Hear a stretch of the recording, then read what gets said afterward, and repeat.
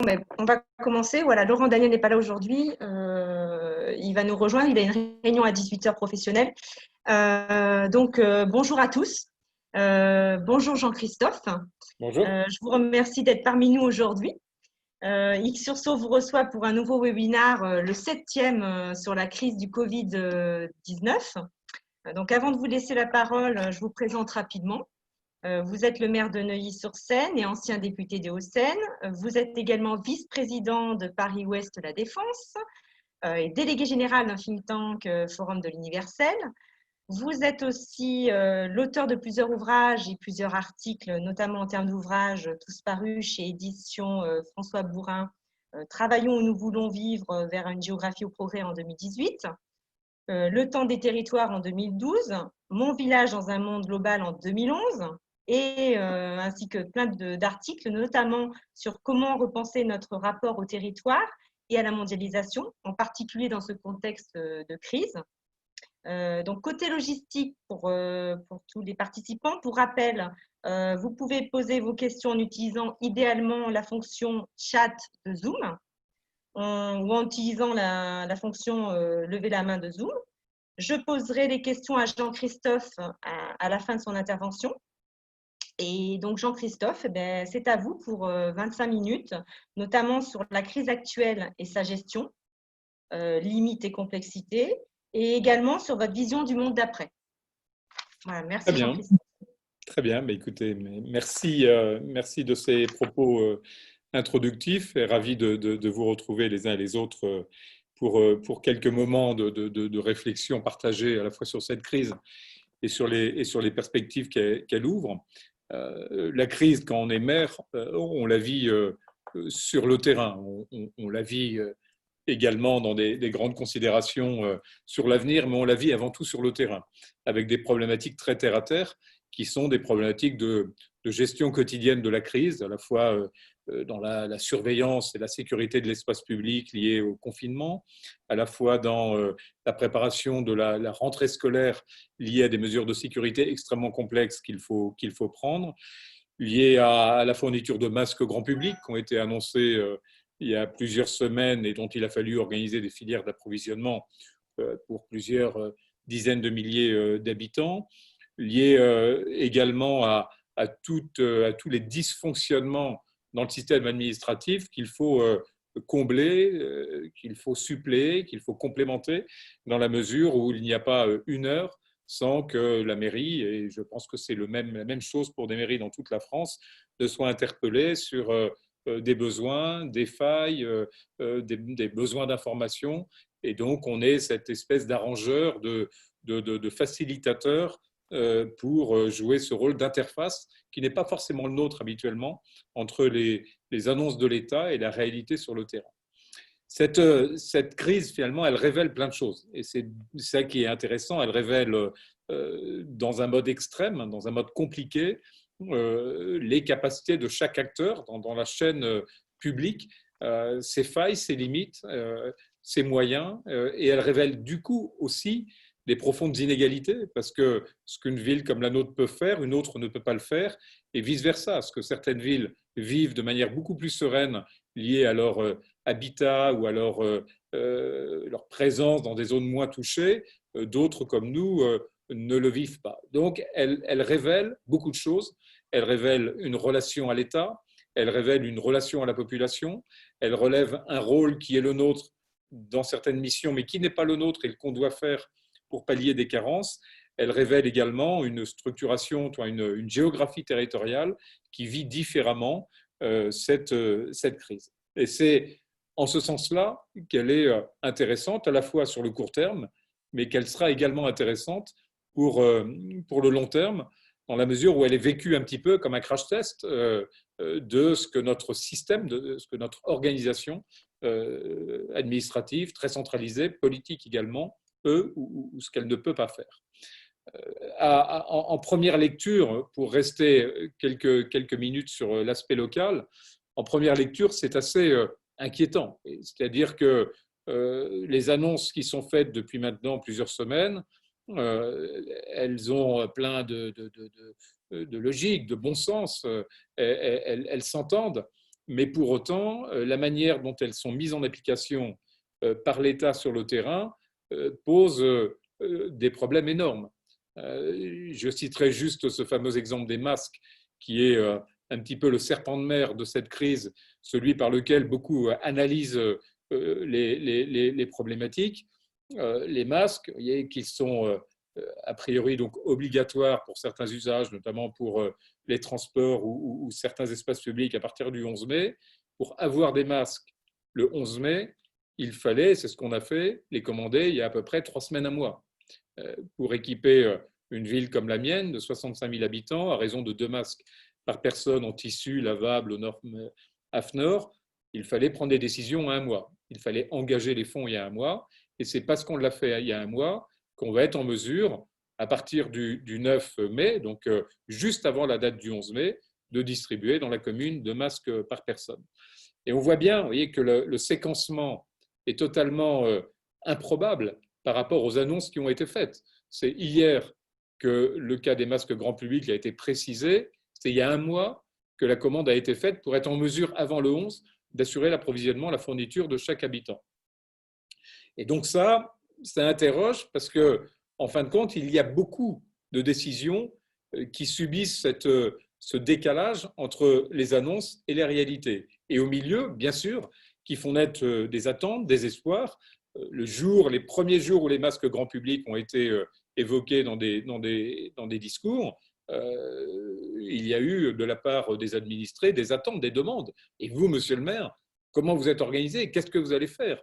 Et donc, ce séquencement des annonces et des actions est très compliqué à enclencher, comme par exemple, la rentrée scolaire. Il est clair que pour être au rendez-vous de la rentrée scolaire le lundi 11, ce n'est pas aujourd'hui, ce n'est pas hier, ce n'est pas avant-hier qu'on a dû s'organiser. C'est déjà il y a 2-3 semaines qu'on a commencé à stocker des équipements, des moyens, faire des hypothèses d'organisation pour être au rendez-vous de la rentrée du 11 mai pour ce qu'elle va concerner donc les écoles primaires.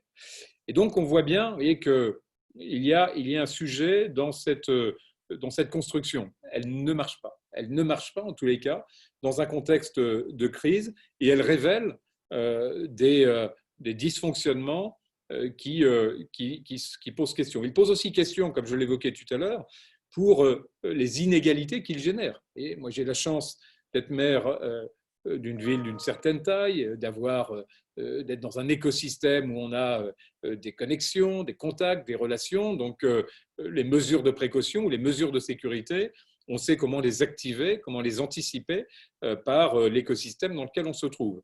Mais j'ai eu plein d'appels et d'échanges avec des collègues de province, de villes plus ou moins grandes, qui sont mais totalement dépourvus de réseaux, de moyens et de capacités d'intervention financière. Parce que c'est hier, que pour les commandes qui datent d'aujourd'hui, que le gouvernement s'est engagé à prendre 50% en charge. Mais toutes les commandes ont été faites, heureusement, bien avant cette date de prise en charge par le gouvernement d'un certain nombre de quotas de masques grand public, par exemple. Donc, cette situation, elle génère des inégalités, elle révèle des inégalités que l'État a pour mission d'amortir, de lisser dans ce qu'il est un acteur qui est en charge de l'égalité, l'égalité des territoires devant notamment des missions régaliennes et devant un enjeu de santé publique. Et on voit que cette égalité, principe fondateur de notre République, ne fonctionne pas dans un état de crise comme celui qu'on vit en ce moment. Moi, ce qui m'intéresse aussi, c'est de voir un petit peu les effets à long terme. Ça fait plusieurs années que je travaille sur l'obsolescence du modèle métropolitain et l'obsolescence, mais ça va un peu en même temps, du système centralisé, en disant finalement, dans notre évolution, dans notre structuration politique, il y a 2 éléments qui deviennent de plus en plus obsolètes, de plus en plus décalés. C'est à la fois cette hypercentralisation et c'est ce modèle métropolitain. Et donc, dans un ouvrage paru il y a un peu plus d'1 an, qui s'appelle « Travailler là où nous voulons vivre », j'analyse en fin de compte les limites du système métropolitain, et vous verrez que ça rejoint beaucoup les sujets qu'on vit en ce moment. Je pose la question, en fin de compte, de la métropole, en disant, est-ce que la métropole est un vecteur de progrès? Est-ce que la métropole permet de progresser? Et donc, j'analyse ce progrès ou cette route vers le progrès que le modèle métropolitain pourrait nous amener à l'aune de 3 indicateurs. Un indicateur économique, un indicateur social et un indicateur environnemental. Et donc, je pose cette question, d'abord, est-ce que la métropolisation est un élément de progrès économique? La réponse, après l'avoir expliqué, mais je ne vais pas revenir sur l'entièreté du livre, mais la réponse à laquelle je conclus, j'aboutis est non, dans la mesure où, sur le plan économique, la métropolisation du monde aboutit à une économie très stéréotypée, très standardisée. Elle génère à la fois de la compétition, elle génère une surfinanciarisation de l'économie, et elle génère en même temps une optimisation des chaînes de valeur dont on parle beaucoup en ce moment, dans ce qu'elles ont totalement décomposé l'économie mondiale. Je pense que les chaînes de valeur sont une bonne chose. Pour autant, on en voit les limites pour un certain nombre de produits, de production, sur lesquels on a besoin d'exercer un minimum de souveraineté. Donc, première conclusion, est-ce que la métropolisation est un élément de progrès économique? La réponse, de mon point de vue, est non, parce que l'économie, théoriquement, elle se nourrit de la diversité, de la géographie, de la diversité des cultures, de la diversité des savoir-faire. Et c'est dans cette diversité que chaque civilisation, chaque région, chaque village, chaque ville trouve une manière de s'intermédier dans la mondialisation. Donc, premier élément, est-ce que la métropolisation du monde est un progrès sur le plan économique? Clairement, non. Est-ce que c'est un progrès sur le plan social? C'est la deuxième analyse que j'ai faite, en démontrant en fin de compte que toutes les études qui sont faites depuis maintenant quelques années, et beaucoup de sociologues ont commenté ces études, montrent que la métropolisation était un vecteur d'isolement, que plus les gens sont les uns contre les autres, plus la ville est dense, plus l'isolement est fort, à la fois l'isolement ressenti et l'isolement constaté. Et donc, paradoxalement, la promiscuité, la proximité de la métropolisation, elle ne fabrique pas de la socialité. Et donc, finalement, c'est un modèle qui n'est pas un modèle de progrès social, ce n'est pas un modèle qui crée finalement une qualité de relations humaines, et c'est un modèle qui va s'épuiser de plus en plus sur ce plan-là, dans la mesure où la densification, le refus légitime, et j'y adhère, de l'étalement urbain, va aller vers des métropoles de plus en plus denses, donc dans un potentiel de mètres carrés par habitant de plus en plus faible, et cette restriction, cette réduction de l'espace vital, bien entendu, ne va pas inciter à l'hospitalité, à la convivialité, à la zone de confort auquel chacun est en droit d'espérer un minimum d'espace pour pouvoir inviter des amis et avoir une vie sociale. Donc, un certain nombre de sociologues ont démontré, par des études assez approfondies, qu'on avait un risque, petit à petit, de bascule de son univers social réel vers un univers social virtuel. Et que finalement, cette virtualisation de l'espace social était un élément qui s'accélérait dans la métropolisation plutôt qu'il ne se compensait par une vraie qualité de relations sociales. Troisième élément, est-ce que c'est un progrès environnemental? Et là encore, on voit bien que d'abord les métropoles sont le principal contributeur à la dégradation de la couche d'ozone par l'effet des îlots de chaleur. Et on voit également que le réchauffement climatique entraîne les métropoles dans un cercle compliqué, dans la mesure où plus il fait chaud, plus les climatisations seront le recours, plus, en fin de compte, la contribution négative des métropoles à l'impact environnemental sera fort. Et dans une tribune récente que je faisais avec le professeur Sicard sur la pandémie actuelle, on a ouvert un débat qui a fait l'objet d'une tribune dans Le Monde et d'une contre-tribune d'un certain nombre d'écologistes, puisque, avec le professeur Sicard, on disait attention, cette pseudo-modernité métropolitaine va de pair avec une espèce de mode de plus en plus forte de mettre la nature en ville, de faire de l'agriculture urbaine, de mettre des potagers, etc. Et cette idée, même si elle est sympathique, vous voyez, de mettre la nature en ville, cette idée est pour autant extrêmement complexe. Parce que autant une ville, et une ville comme la mienne, le fait la ville a vocation à accueillir des parcs et des jardins et de mettre du vert, de mettre des arbres et de la rendre la plus verte possible, autant le concept de la nature en ville, qui est un peu un concept justement de dérive métropolitaine, qui est de penser, puisque la nature, puisqu'on ne va plus vers la nature, puisqu'on n'a plus un modèle de société qui se disperse, en fin de compte, au sens positif du mot dans la nature, alors on fait venir la nature à nous. Et cette idée de faire venir la nature à nous, de l'implémenter dans nos villes, est bien entendu une de ces raisons qui crée ce qu'on a appelé avec Didier Sicard des déflagrations écologiques, c'est-à-dire des chocs entre la nature qui doit rester dans un écosystème naturel et puis la métropole qui n'a pas vocation à être demain la nature, comme un zoo n'a pas vocation à être la reproduction en ville d'un écosystème sauvage. Il n'est qu'un zoo, qu'une vitrine, qu'un outil pédagogique. Et donc, on a eu sur ce sujet, est-ce que la métropole est un progrès pour l'environnement, ce débat sur la nature en ville comme une forme de dérive, en fin de compte, d'une vision trop métropolitaine du monde. Alors, la crise actuelle, elle est sur tous ces éléments pleine d'enseignements. Elle est un enseignement sur les limites, en fin de compte, de cette socialité virtuelle. Elle est un enseignement sur les limites d'une économie métropolitaine et trop centrée autour de la valeur ajoutée des métropoles. Et elle est également un laboratoire pour finalement cette interaction entre la nature et la ville et les fameuses déflagrations qu'elle contribue à créer.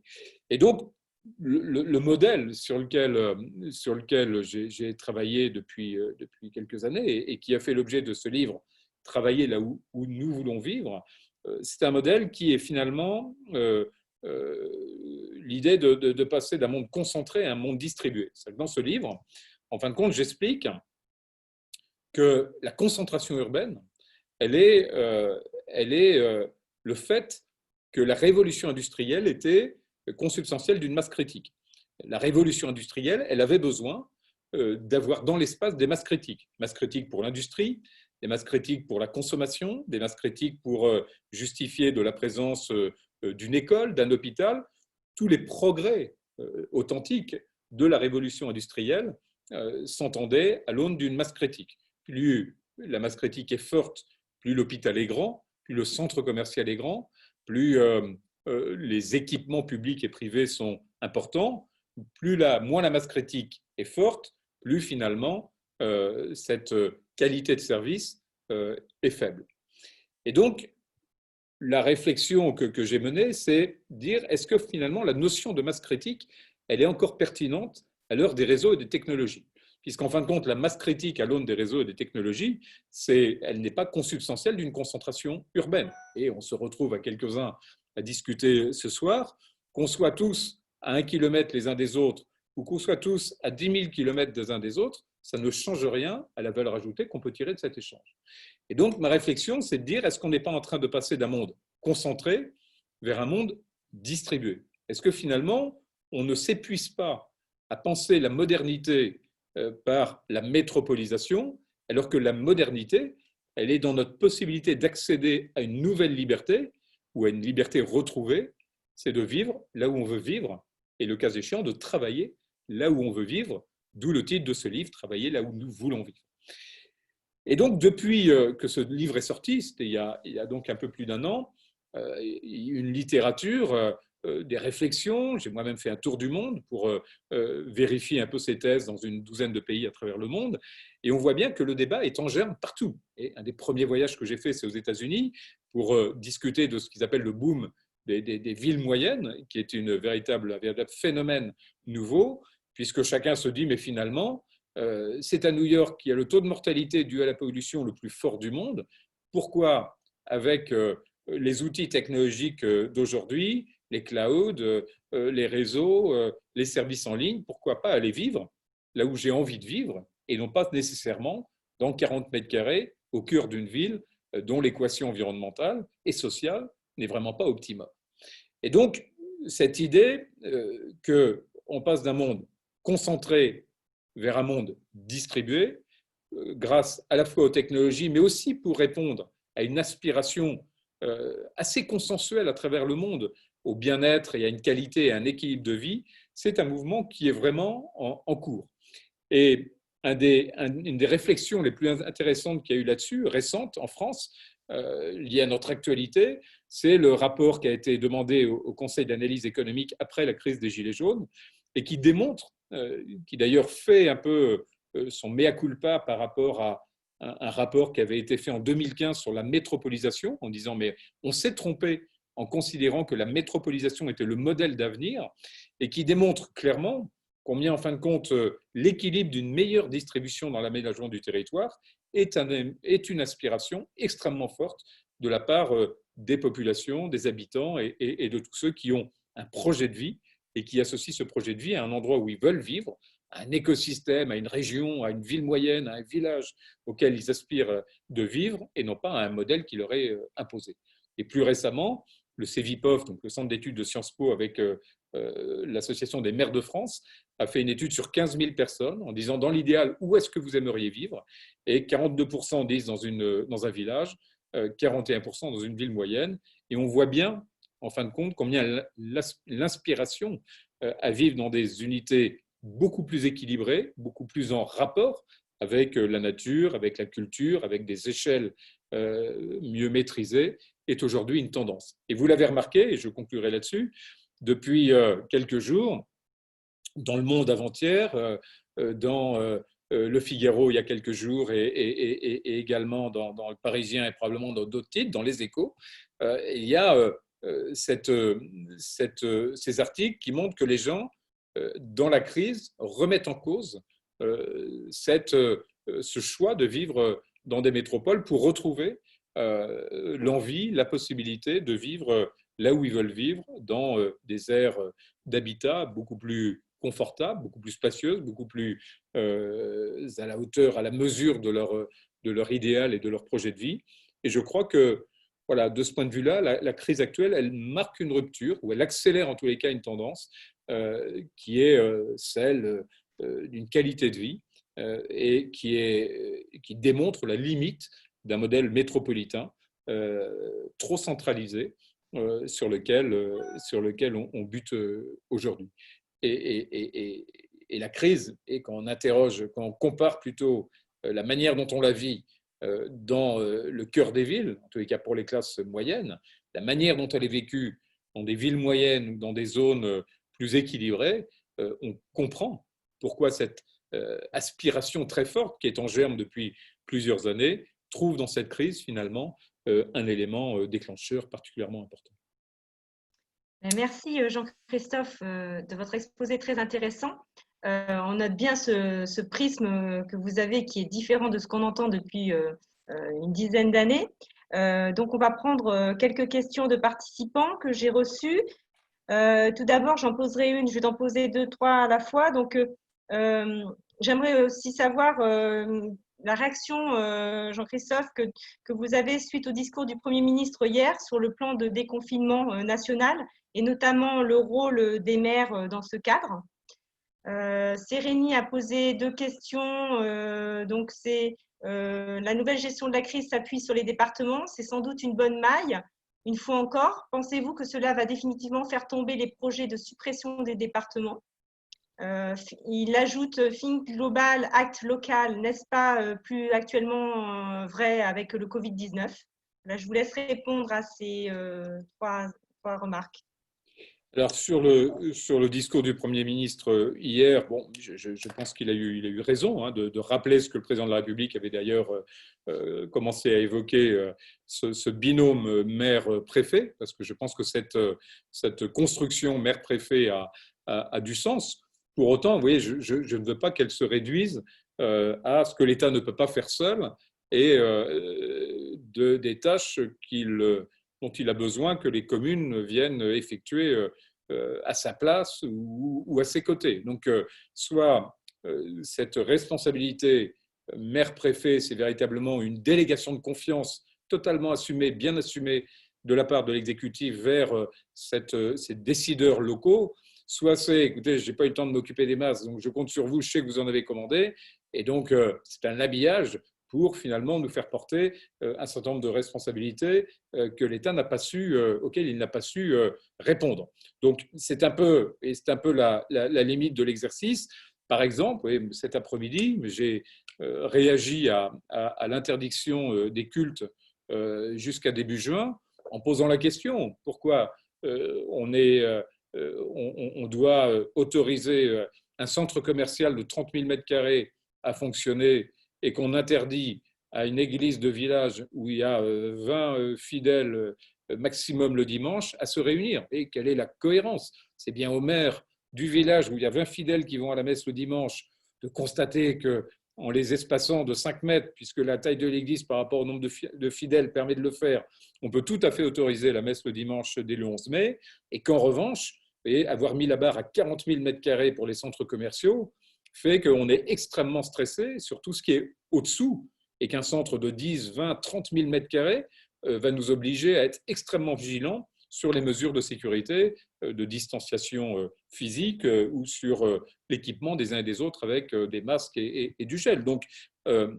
voilà, j'ai réagi là-dessus en disant attention, on ne doit pas être la bonne poire du système en disant ce qu'on n'a pas fait, les maires le font, donc habillons ça dans un binôme qui est sympathique mais qui finalement aura aucun pouvoir de décision. Et j'ai demandé dans une tribune que je signe, qui sera en ligne ce soir, à ce que ce binôme maire-préfet, si vraiment on gage, on pense qu'il est pertinent, il ait des vraies marges de manœuvre pour adapter le déconfinement à des situations, à des réalités locales. Sur le système départemental, je crois qu'il ne faut pas confondre la maille départementale qui est dans la Constitution, donc qui fait partie de notre pacte constitutionnel, des conseils départementaux qui sont des assemblées politiques qui, elles, ne font pas partie de la maille constitutionnelle. Donc le département, c'est une subdivision de l'État administratif qui date, comme vous le savez, de la Révolution. Pour autant, l'administration par une collectivité du département n'a rien à voir avec ce périmètre départemental. Donc, il n'est bien entendu pas question et pas possible, sauf à faire une réforme constitutionnelle, de supprimer la maille départementale. Pour autant, je ne pense pas que le conseil départemental soit une collectivité d'avenir. Je pense qu'il y a aujourd'hui trop de collectivités en France, qu'il y a un binôme commune-intercommunalité qui est pertinent, même s'il mérite encore d'être travaillé, et qui le considère, il prend en compte des bassins de vie assez cohérents, et qu'il y a une maille régionale avec à sa tête une métropole, et que cette maille régionale, métropole-région, cette construction métropole-région, est celle par laquelle un territoire est entraîné dans les grands enjeux contemporains, notamment ceux de la mondialisation. Donc moi, je plaide pour deux couples, le couple intercommunalité commune, le couple métropole-région, la métropole comme interface avec la mondialisation, non pas la métropole comme lieu de concentration à tout prix des populations. Et je pense que si le département est une subdivision administrative, encore une fois, qui existe dans la Constitution et qui a du sens, elle n'est pas pour autant une collectivité territoriale de plein exercice dont on voit aujourd'hui qu'elle est plutôt obsolète par rapport à l'évolution des styles de vie et des besoins de gouvernance efficace de nos collectivités. Merci Jean-Christophe. 3 autres questions des participants. Mettre les villes à la campagne, ce n'est pas une idée nouvelle, mais si on généralise, est-ce que cela ne va pas augmenter la perte de terres agricoles ou de forêts? Une autre question, peut-on laisser aux décideurs locaux de pouvoir établir des règles de vie différenciées et même différenciées selon l'état sanitaire des personnes, par exemple fragiles, bien portants, immunisés? Et j'en ajouterai une troisième. Si on réfléchit au monde d'après, est-ce que vous avez des idées sur les tendances qui se dessinent pour l'évolution de notre économie et notre société? Merci Jean-Christophe. Alors, mettre les villes à la campagne, c'est Alphonse Allais, effectivement, qui avait fait la promotion de cette idée. Alors, à l'époque, quand on parlait des villes à la campagne, c'était beaucoup l'implantation de villes nouvelles à la campagne. Moi, quand je dis il faut mettre la ville à la campagne, je suis plutôt à dire il faut mettre ce qu'étaient les avantages qu'on trouvait en ville, les rendre accessibles à la campagne ou quel que soit l'endroit où on se trouve. Et avec mon ordinateur, votre ordinateur et la fibre optique ou une liaison 4G qui fonctionne, finalement, quel que soit l'endroit où vous vous trouvez, vous avez accès à un bouquet de services extraordinaire, incroyable, au-delà de tout ce qu'on pouvait imaginer il y a encore 20 ou 30 ans. Donc, c'est plutôt les avantages, les standards de la ville qu'on ne trouvait qu'en ville, qu'on va pouvoir emmener avec soi aujourd'hui, ou demain plutôt, de plus en plus, et qui font que ce qu'on avait comme avantage en ville, on peut le trouver dans une ville moyenne ou à la campagne sans avoir une dégradation de la qualité des services auxquels on aspire légitimement. Sur la question, est-ce que ça ne va pas reprovoquer de l'étalement urbain et donc participer de cette artificialisation des sols qui est légitimement dénoncée? Là aussi, ma réponse, pour la France en tout cas, mais ce que j'ai vu dans pas mal de pays le vérifie aussi, aujourd'hui, il y a de la place dans nos villes moyennes. Oui. Donc, il y a un habitat à réoccuper, beaucoup plus qu'un nouvel habitat à étaler ou à construire. C'est extraordinaire quand on va dans des villes moyennes qui ont encore une gare, un hôpital, une école, un lycée, etc., de voir combien il y a d'espaces possibles, de maisons à vendre, d'appartements en centre-ville, de moyens d'habiter, sans pour autant avoir besoin de construire et de provoquer cet étalement urbain. Donc je suis convaincu que cette meilleure distribution, liée notamment aux technologies, comme on l'évoquait, liée aussi au fait que les emplois dans les grandes villes, notamment dans le tertiaire, vont être de plus en plus rares et qu'il va falloir redéployer de l'emploi, de l'économie, de la valeur ajoutée dans cette diversité territoriale où là déjà on a une offre d'emploi qui est supérieure à la demande, alors que c'est l'inverse dans nos grandes villes. Sur la différenciation, il y a eu de la part du président de la République il y a quelque temps une ouverture sur la possibilité non plus simplement d'expérimenter, comme c'était déjà le cas, et de se différencier. C'est après avoir mené une expérimentation, de pouvoir se différencier. On n'a pas encore beaucoup de recul pour voir si cette possibilité nouvelle ouverte aux collectivités locales permet véritablement d'adapter des politiques locales à des contextes locaux, mais en tous les cas, ça va plutôt dans le bon sens.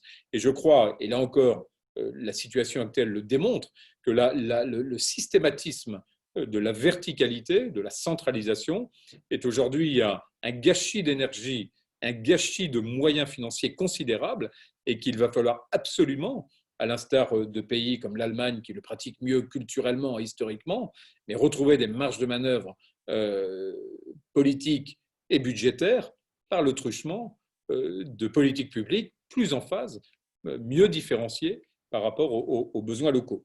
En matière de santé publique, là encore, vous voyez, je crois que la différenciation, elle est possible, en tous les cas la régionalisation de la santé, elle a du sens à partir du moment où il y a un schéma directeur qui soit clair.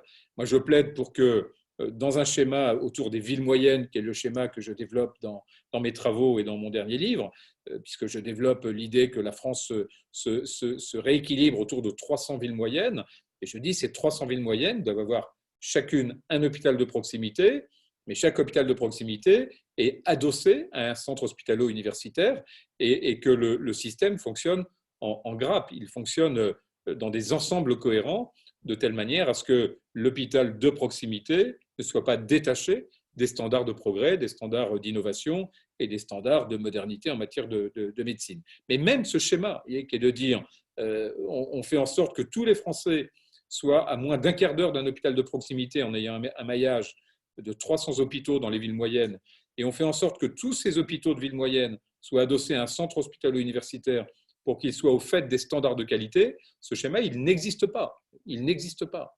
Et il est la base d'un schéma pertinent, sain, équilibré, équitable pour les populations d'aménagement du territoire.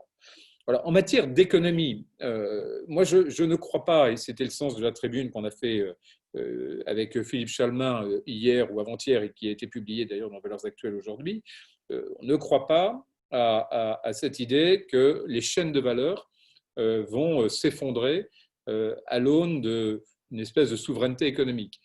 Moi, je pense que les chaînes de valeur, elles ont tellement contribué à améliorer le pouvoir d'achat et elles sont tellement ancrées dans un système industriel global qu'on ne les démantèlera pas. Et ça n'est pas souhaitable. Une partie de notre compétitivité, de notre efficacité économique, elle est dans cette construction des chaînes de valeur. En revanche, et je constate que finalement, l'offre mondiale, elle s'appauvrit. Parce que comme on fait de plus en plus tous la même chose, qu'on consomme tous les mêmes produits, qu'on a les mêmes modes de consommation dans un schéma métropolitain, l'offre s'appauvrit de plus en plus. Et donc, à un moment, vous voyez, ce qui fait la diversité de l'offre, ce qui fait la singularité des entreprises, c'est plus la performance financière que la différence des produits. Et qu'il va falloir absolument redéployer une économie enracinée, territorialisée, pour retrouver de la diversité dans l'offre et ainsi redonner du travail à ceux qui étaient devenus en dehors des écrans radars de la mondialisation. Donc je crois qu'il y aura un mouvement de redistribution de l'économie. Je crois beaucoup à ce qu'on appelle l'hyperindustrie. Il y a un sujet qui a un peu fait découvrir à nos contemporains ce qu'est l'hyperindustrie, c'est les fameuses visières. Et quand beaucoup de gens se sont mis à fabriquer des visières avec leur imprimante 3D, et c'est ça l'hyperindustrie, c'est finalement partager des codes, partager des brevets et avoir une capacité de fabrication là où on est, de telle manière à construire des unités, à construire des séries beaucoup plus courtes et beaucoup plus évolutives. Moi, je crois beaucoup à cette requalification industrielle que, là encore, l'exemple des visières pendant la crise a démontré. Jean-Christophe, 3 dernières questions et après je te laisserai, si tu veux, conclure. Alors la première, c'est qu'est-ce qui justifie que les cultes ne peuvent pas avoir lieu à votre avis? Et puis ensuite, Pierre donc de Hubert, Pierre qui dit il faudra finir le confinement en beauté, sans obligation mais en utilisant la parole des maires qui sont très écoutés. Ne pourrait-on pas encourager un renforcement du confinement la dernière semaine? Cela permettrait de beaucoup réduire le nombre de contaminations actives et d'aborder le déconfinement dans des conditions meilleures. Le niveau actuel prévu en sortie de confinement est très très élevé par rapport aux pays qui maîtrisent l'épidémie. Et une troisième question, pensez-vous que l'on va assister à une relocalisation? Voilà, je vous laisse finir et conclure derrière. Alors, sur les cultes, et voilà, mon propos, c'est de dire la liberté de culte, mais c'est une liberté constitutionnelle et elle fait partie de ces libertés fondamentales majeures. Et donc, elle doit avoir la même exigence, et on en a les moyens, que celle dont on fait preuve, qu'on nous demande pour un magasin ou pour une médiathèque. Et donc, je ne comprends pas pourquoi on autorise à ouvrir une médiathèque, mais on n'autorise pas à permettre un culte, modulo bien entendu les moyens de protection qu'on maîtrise aujourd'hui, et en tous les cas, dans les cas où on les maîtrise, qui autoriseraient l'ouverture d'une église, d'une synagogue ou d'autres lieux de culte.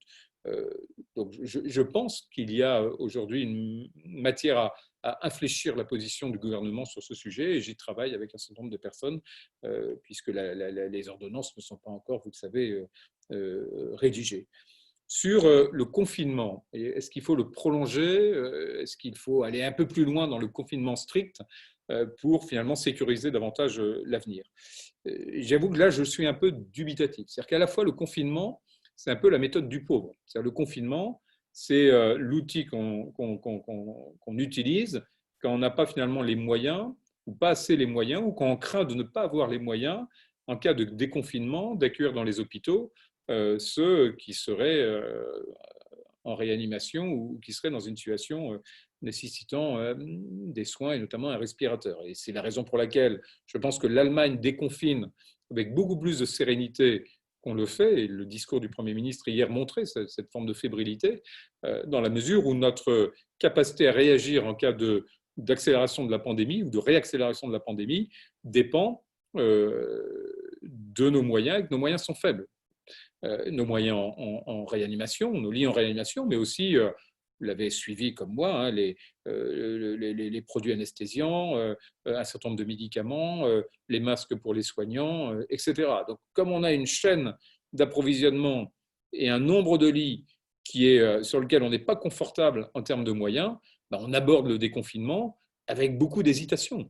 Et je pense que, effectivement, le confinement plus long serait une sécurité, mais il met de plus en plus en insécurité aussi l'équilibre général de la société, l'économie bien entendu, mais le moral d'un certain nombre de personnes. Et moi, je peux vous dire que je suis surpris par les gens qui sont aujourd'hui en situation de dépression, vous voyez, ou d'angoisse, non pas par la maladie, mais parce qu'ils ne tiennent plus. Et c'est particulièrement vrai dans nos villes, où quand vous avez une famille de 2 ou 3 enfants dans moins de 60 ou 70 mètres carrés, les effets du confinement sont terribles et extrêmement dangereux.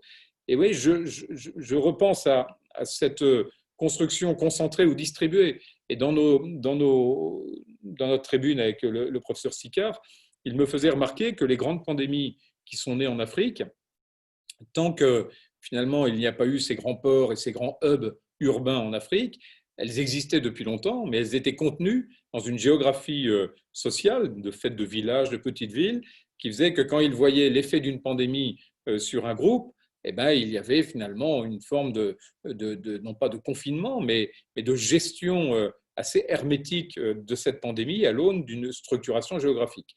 Et ça, dans un monde mieux distribué, comme en Allemagne, où il n'y a pas la même centralisation non plus en matière de structuration de la population, de concentration urbaine, eh bien, on est capable de gérer ces effets en bénéficiant du modèle distribué plus que du modèle concentré. Sur la relocalisation industrielle, moi, je ne crois pas beaucoup, comme je l'évoquais tout à l'heure, à une relocalisation industrielle massive, parce que je crois que, voilà, heureusement ou malheureusement, mais c'est un fait, la mondialisation a vraiment structure maintenant l'économie mondiale et qu'on ne déconstruira pas des chaînes de valeur. Ça me semble impossible. En revanche, je crois beaucoup, s'il y a une meilleure distribution des populations, à ce qu'on soit capable de féconder dans nos territoires des productions, des atouts culturels, des éléments de différenciation de fond qui aujourd'hui ne demandent qu'à repartir. L'exemple qu'on connaît le mieux tous, c'est le tourisme.